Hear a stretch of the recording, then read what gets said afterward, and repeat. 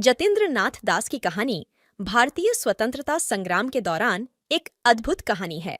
वह एक अमर शहीद हैं जिन्होंने अपने जीवन की कड़ी संघर्ष के बावजूद अपने आत्मसमर्पण और दृढ़ संकल्प के लिए अछूत इतिहास छोड़ा।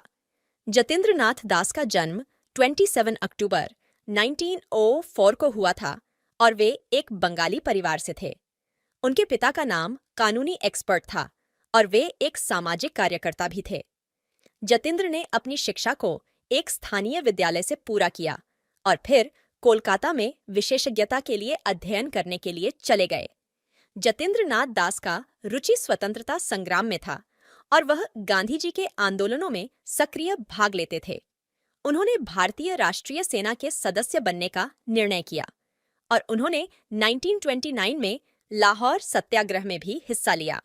1930 में सोल्ट एक्ट के खिलाफ गांधी जी द्वारा शुरू किए गए दंड सत्याग्रह के दौरान जतेंद्र नाथ दास ने एक अत्यंत दृढ़ सत्याग्रही के रूप में अपने आत्मसमर्पण का प्रदर्शन किया।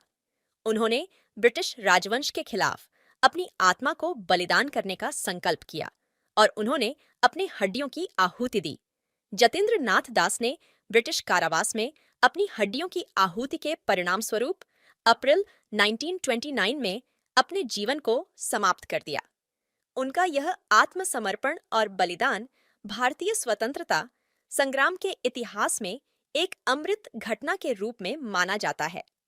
उन्हें भारतीय स्वतंत्रता सेनानी के रूप में सम्मानित किया गया है और उनकी श्रद्धांजलि में उन्हें एक महान योद्धा के रूप में याद किया जाता है।